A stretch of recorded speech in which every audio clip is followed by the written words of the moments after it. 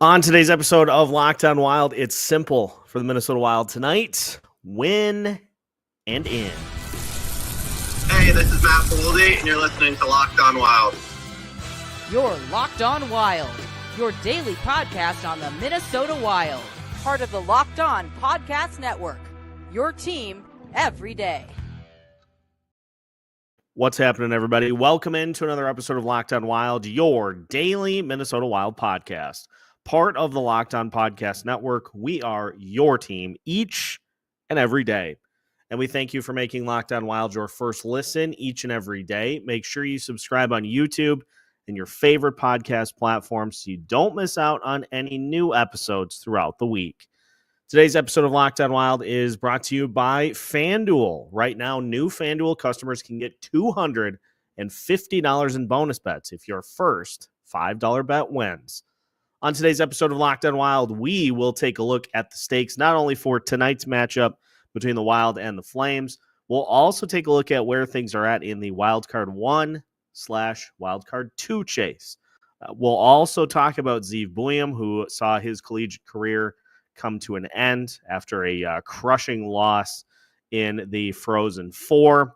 And we'll take a look at the lineup here tonight. We're also going to play a little game of this team wins if. Calgary wins if. Minnesota wins if for tonight's game, and lots of lineup discussion here as well. My name is Seth Toupal, host of Locked On Wild, credentialed media member, and it's a big one tonight, arguably one of the biggest of the season because the Minnesota Wild have a chance to take care of their own business here tonight. Win and in for the Minnesota Wild. It doesn't get any easier than that. If they beat the Calgary Flames tonight in any fashion, they are in, ticket is punched, and at that point, it is time to get things geared up for the postseason for the Minnesota Wild. Wild currently, because they have played one fewer game than the St. Louis Blues, who have lost 2 in a row, by the way, the Wild are in the first wild card spot. So as of right now, the Wild are looking to avoid the Winnipeg Jets and slotting in against the Vegas Golden Knights. Congratulations on your consolation prize, not having to play the number 1 overall seed in the Western Conference. You get Vegas. But the Blues are also going to be... Actually, the Blues play tomorrow night. So we will obviously be keeping a heavy eye on that game as the Blues finish up their season. They're in Seattle tomorrow night as the Wild are in Vancouver. So we'll be watching both games very carefully tomorrow night as well.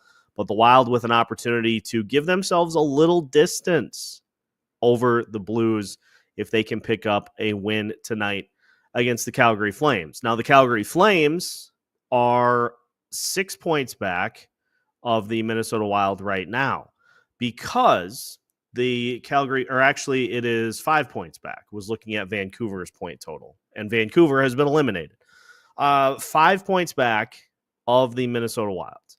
Calgary, in their most recent game, they lost to the Anaheim Ducks, a game in which the Flames had a lead and just could not hold it. They lost in overtime 4-3.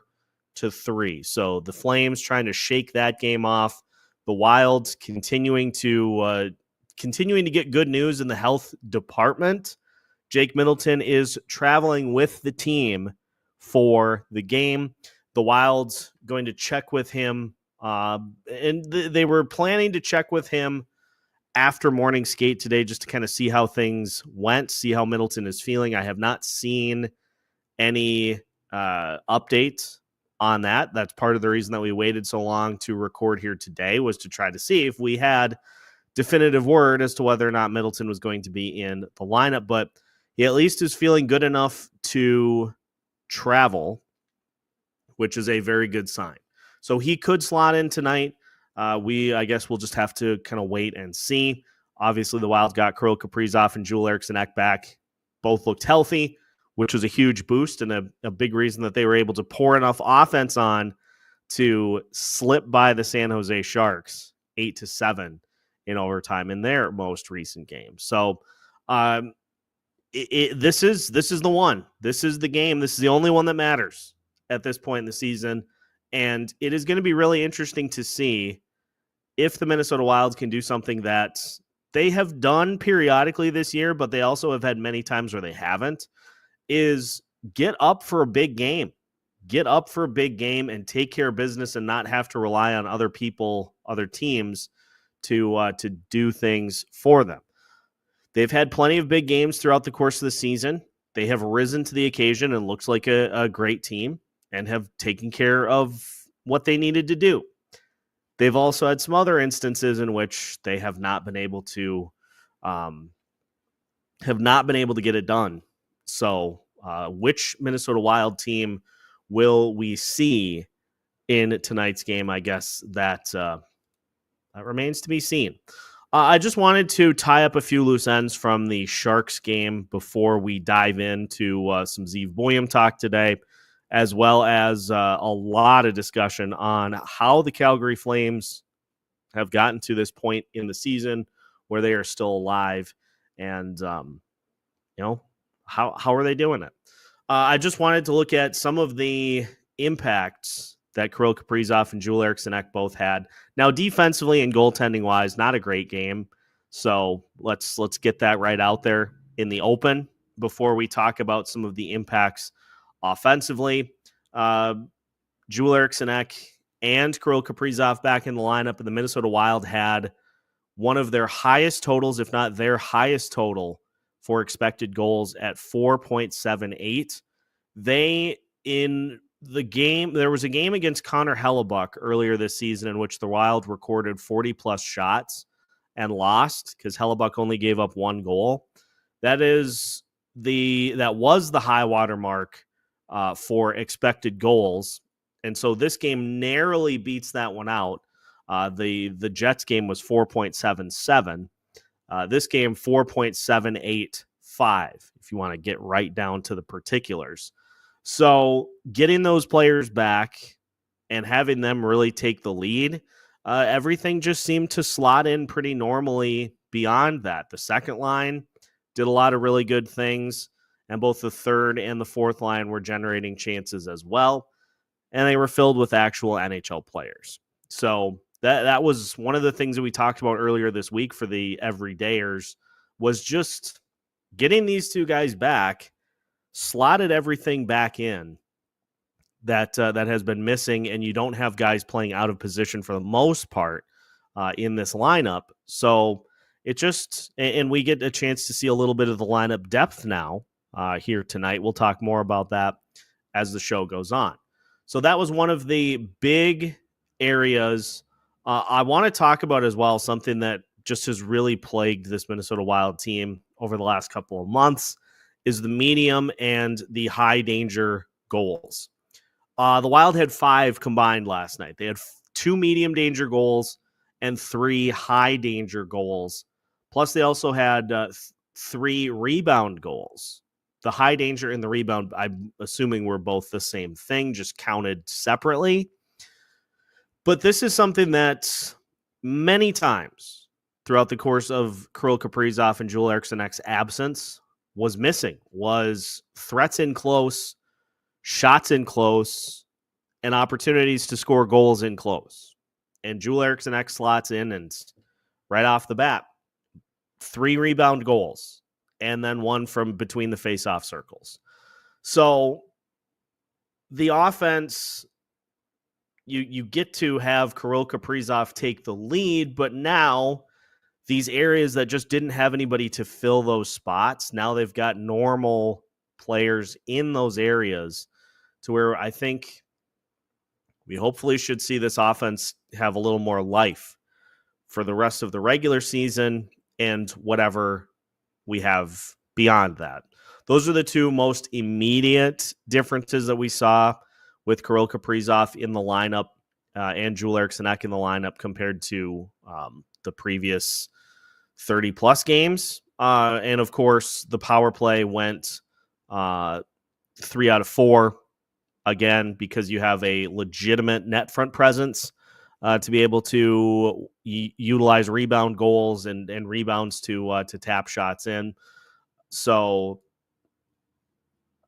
I think those are the two biggest impacts right off the bat that we saw from both Kirill Kaprizov and Joel Eriksson here in the game against the Sharks and leading into the huge game tonight against the Calgary Flames. Now, before we dive into how Calgary has gotten to this point and some potential concerns for Calgary Flames fans, because turns out they might be running their rookie goalie into a wall.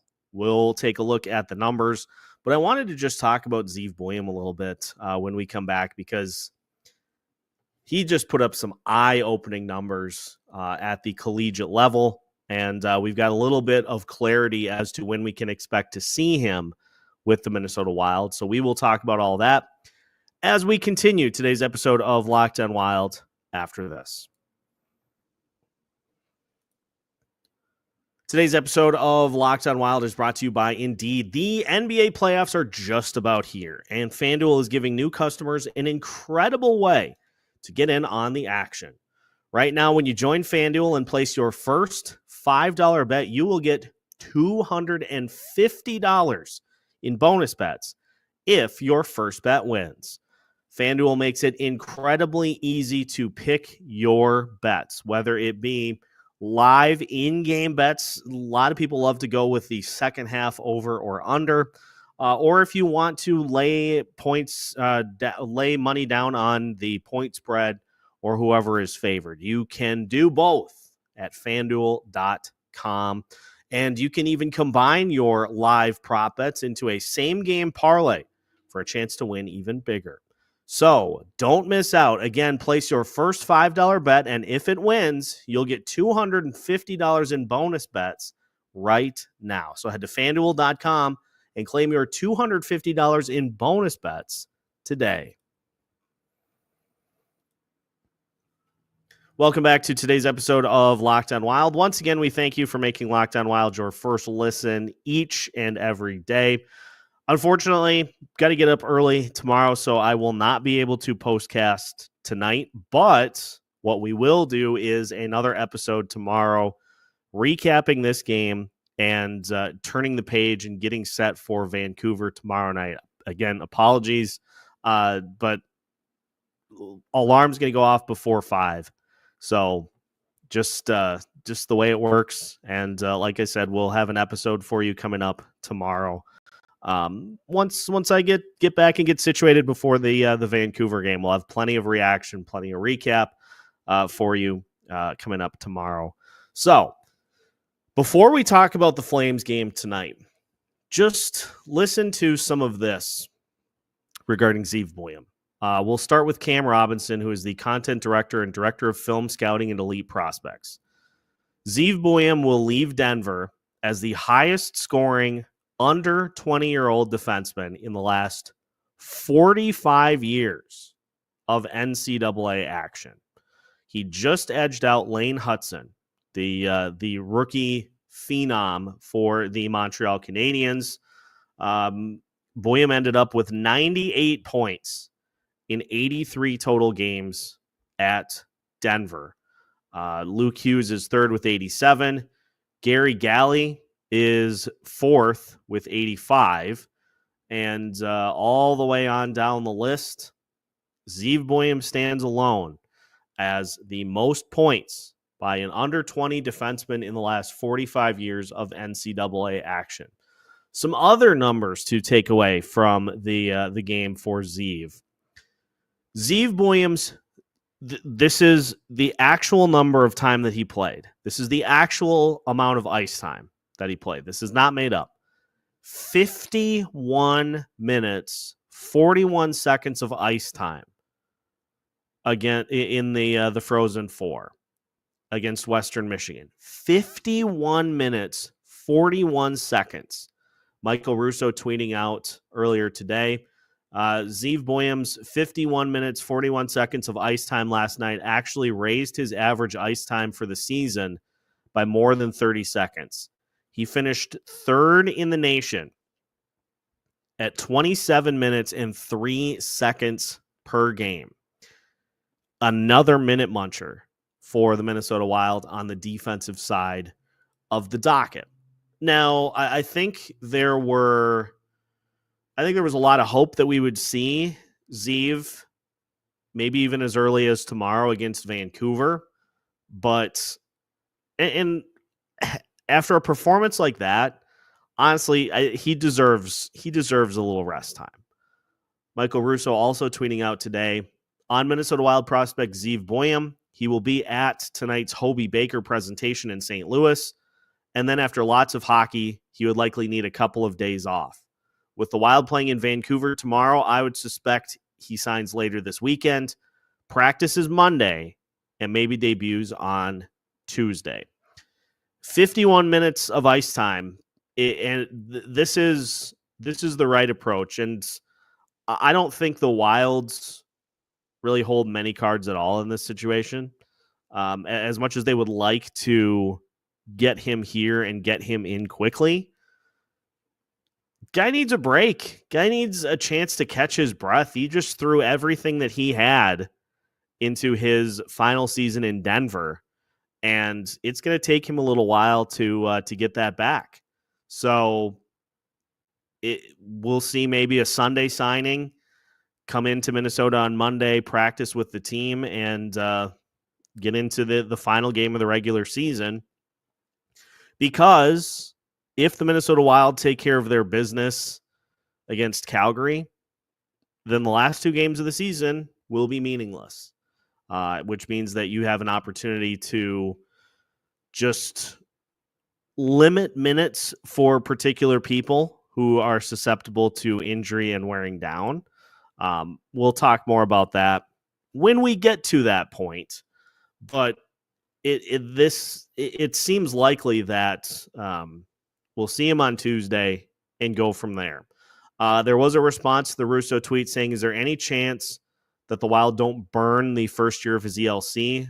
I get why. Good to have him in the room for the playoffs, but it seems dumb to burn the year when at most he'll play one regular season game and most likely not in the playoffs. Michael Russo responded very succinctly, no. So that first year of his ELC is going to get burnt to get him here, get him acclimated, get him into a game environment, and go from there. Bill Guerin on with Dan Barrero today on KFan. Joe Smith tweeting this out earlier today. Minnesota Wild general manager Bill Guerin said on KFan that Zeve Buham will join the team in the coming days, either in Vancouver or back in Minnesota. What to expect regarding playing time? He will play, Bill Guerin said. These kids are different, man. They're ready for this stuff. So some concerns about whether or not we would see him.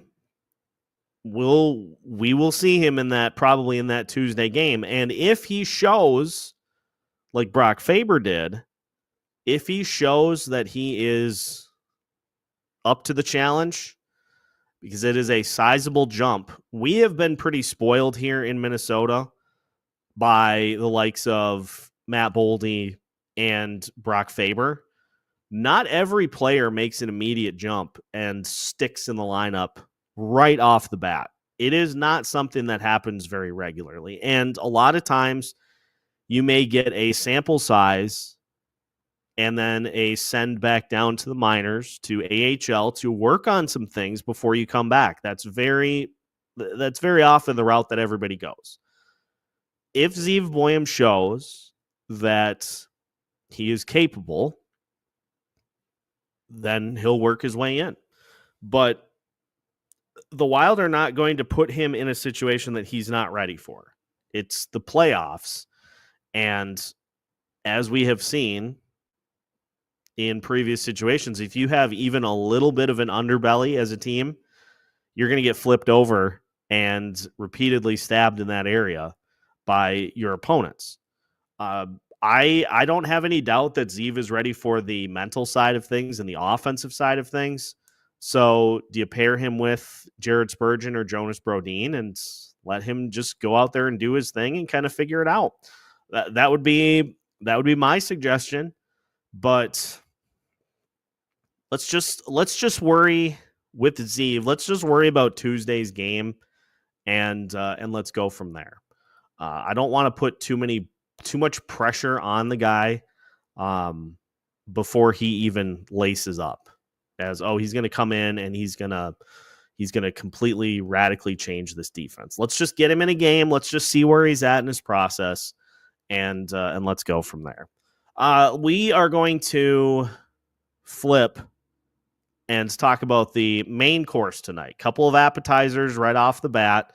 We're going to talk about the Calgary Flames to finish off today's show. Tonight's opponent, and really the game, it's simple. Win and in for the Minnesota Wild tonight. They beat the Flames. They are in the postseason. Calgary gets to get out the golf clubs a little earlier than the Wild do. And then it's 2 games of tune-ups before the postseason. So we'll take a look at how Calgary has done lately. Their rookie goalie, who is squarely in the Calder Trophy race, is he starting to tire a little bit? We'll talk about that as we continue today's episode of Locked On Wild after this. Today's episode of Locked On Wild is brought to you by Game Time. There is nothing like the energy of a live game, whether it's catching a last-minute MLB showdown or soaking in the excitement of an NBA matchup. Finding great seats at a great price, that used to be a challenge until I found Game Time. Game Time makes scoring last-minute tickets even easier than ever. Prices actually drop as the event gets closer, and with their all-in pricing, you can see the total cost up front with no surprises at checkout. Game Time gives you incredible peace of mind because, as we said, you don't get blinded by hidden fees at checkout. And my favorite feature about Game Time is showing you the view you'll see from your seat. So you never have to worry about an obstructed seat view or an awkward angle ever again. Take the guesswork out of buying tickets with Game Time. Download the Game Time app, create an account, and use code LOCKEDONNHL for $20 off your first purchase. Terms apply. Again, create an account and redeem code LOCKEDONNHL, LOCKEDONNHL for $20 off. Download Game Time today. Last minute tickets, lowest price, guaranteed. Final segment of today's episode of Locked On Wild. Once again, we thank you for making Locked On Wild your first listen each and every day. Again, reminder, we will have an episode coming up for you tomorrow to recap tonight's game and preview tomorrow's game against the Vancouver Canucks and any big things that we miss as well. I have an early alarm tomorrow, so unfortunately, we will not be going live during or after the game tonight. That's just the way it works. But we'll have you covered with an episode tomorrow, so fear not. We got you covered. Let's talk about the Calgary Flames here. The Calgary Flames, the only team left that is not currently in a playoff position that has a chance to get into a playoff position. They find themselves 5 points back. They do have a game in hand on the Minnesota Wild. But for the Flames, it seems like, are starting to run out of gas a little bit. A game that they should easily have been able to take care of against the Anaheim Ducks, not so easy. And it was a couple of blown leads for the Flames that are particularly concerning. The Flames had a 3-1 lead with less than 5 minutes to go in the third period, and they give up 2 straight goals, Frank Vatrano and Cutter Gauthier, to get it to 3-3 at that point. And then Cutter Gauthier scores just over a minute into overtime to give the Ducks the win. Calgary had 39 shots on goal, and by all accounts, they just were having their way with the Ducks early, but they let it slip, and the Ducks were able to get the last laugh. The Flames did get a point, but if you look at this Calgary team, since we went back to March 1st, they are 9-5-6. So the reason that the Flames have been able to stay in this race as much as they have is because they have found ways to get games to overtime and pick up a point. The Flames in that span, 2.55 goals per game. Not great. in fact, in that same span, if you go with goals for per game, they are 27th in the league in that span. Minnesota Wild, by the way, are 31st. But in goals against per game, the Wild are a little bit, the Flames and the Wild are a little bit better. The Flames are 13th. The Minnesota Wild are 12th. The interesting battle is going to be the special teams here tonight. Because since March 1st, the Minnesota Wild are 7th in the league with a 27.7% power play. Calgary Flames, if we go all the way down the list, they are 24th at 17.5%. Penalty kills, we got 2 penalty kills that have been over 80% for almost a full month, over a full month. But the Calgary Flames check in with a penalty kill of 87.2% since March 1st. Minnesota Wild are at 81.8. They are 10th in the league. Now, if we go full season to just get a scope as to what we are dealing with here this year, goals for Calgary Flames are 31st in the league at 2.59. Minnesota Wild are 26th with 2.75. But as far as goals against, you're talking about 2 of the best here. Actually, closer to league average. Minnesota Wild are 14th. Calgary Flames are 15th. Sub 70% penalty kills for each team. The Wild are at 72.7. All that work that they've done to get themselves above 70%, and they're still at 72. And the Flames are at 75.6. Now, as far as the team numbers go, 5-on-5 play, it's going to be pretty stingy. There are just not going to be a lot of chances for either team to score in 5-on-5 play. You've got 2 of the best as far as goals against per 60 in 5-on-5. The Calgary Flames are 6th at 2.09. The Minnesota Wild are 8th at 2.13. And as far as goals for at 5-on-5 per 60 minutes, 2 of the worst teams offensively. The Wild are 28th at 2.06. The Flames are 31st at 1.95. So these offenses not doing a ton. In fact, since January 1st, you have 2 players with over 30 points in 41 games. That's Nazem Kadri and Jonathan Huberdeau. Huberdeau has had a nice bounce back season after some abysmal years with the Calgary Flames. He's got 28 goals. He's got 59 points. And he basically is doing better, at least as far as goals go.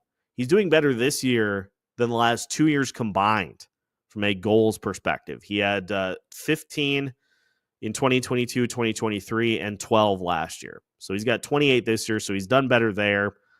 59 total points. And so you got a pretty veteran heavy and a heavy team in the Calgary Flames. But the big thing that I think has made the Flames tick here recently is the play of their young goalie, Dustin Wolf.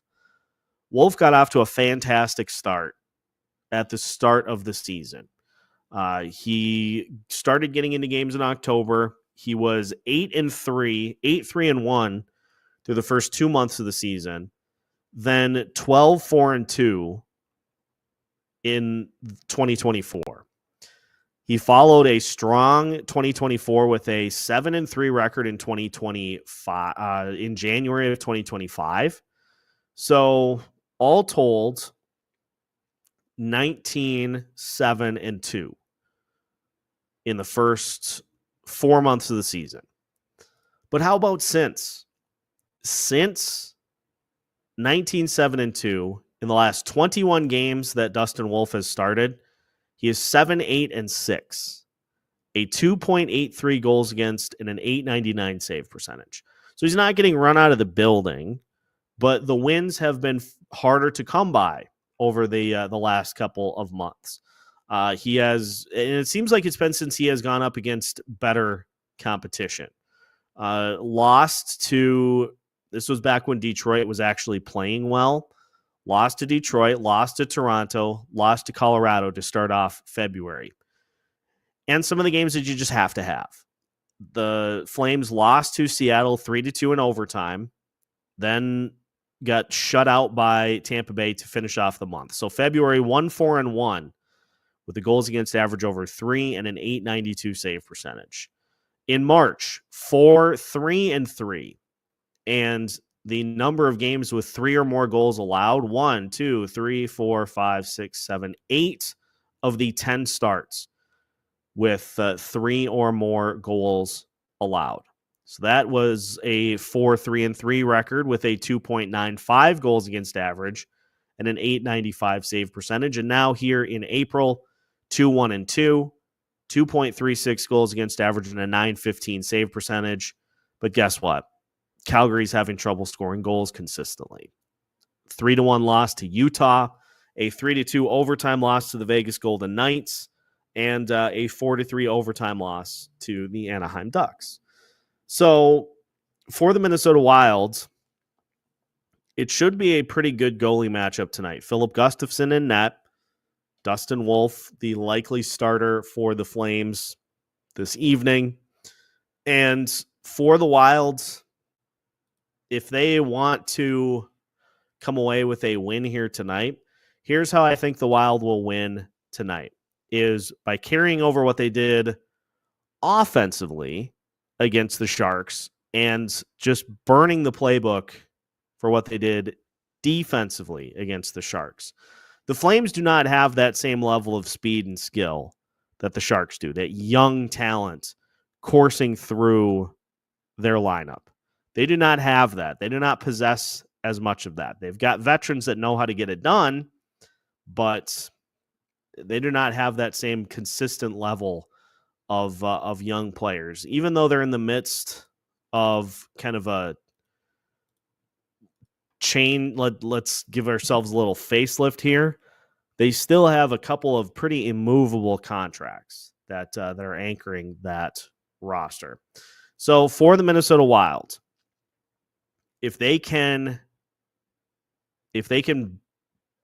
control the puck, possess the puck, control the amount of zone time, and just rip shots at Dustin Wolf, I think that is how they win here tonight. And they got to keep it going with getting to the faceoff circles and in. Have to keep that going. That is especially against goalies that are playing well. You have to force the issue. You have to push them in close and be able to crash the net. Crash the net with Joel Eriksson and let the good things happen. Now, how I think Calgary wins this game tonight is if the Minnesota Wild revert back to a perimeter attack. If you make life easier for the opposing goalie by low percentage shots, and if the defense has a bunch of breakdowns and all of a sudden you end up giving up a bunch of goals, you fall behind by a couple of goals early on, that is a recipe for disaster here tonight, because the Calgary Flames, their fans are going to know. Their fans know the stakes. They know what is at play here in this game tonight. So they don't need any sort of like, hey, guess what? It's the playoffs. It's playoffs on the line. They'll be ready to rock from the jump. The Flames, when scoring first at home, are 16-4-3 this season. When they trail after one period at home, they are 2-7-2. When they lead after two, they're 12-1-3. When they trail after two periods, they are 2-10-1. Again, these are at home. So when it as it does so often, it comes down to that first goal. If you're ready to go from the drop and you don't have any sort of 4 or 5 minute stretch where you get surprised, then you put yourself in a good position to come away with the win. The thing that will be interesting to watch is what happens if the Wild power play gets opportunities against this very good Flames penalty kill. That's the matchup to watch here tonight, but we also have a bit of a lineup change depending on what happens with Jake Middleton. Vinny Hinostroza in the lineup tonight in place of Justin Brazeau. That for the everydayers, you heard me say that in our last episode, that now Vinny Hinostroza can just hop in for whoever is not pulling their end of the bargain. And so we see that very quickly for the Minnesota Wild here tonight. It should be a great game, and we'll have you covered with a full recap coming up tomorrow with a bonus Saturday episode to get you set for tomorrow night's game against Vancouver as well. Appreciate everybody tuning into today's episode of Locked On Wild. Make sure to hit that like button before you head out for the for some snacks, for some food before the game here tonight. We'll hope to see the Minnesota Wild get things done and punch their ticket to the postseason so that we can get everything all set up for whoever the Wild may face. And they still have a chance for Wild Card 1 as well. So there's a lot to keep track of here over these final couple of games, and we'll do that for you every step of the way. Again, like and subscribe so you don't miss out on any new episodes. We've got you covered every Monday through Friday as part of the Locked On Podcast Network.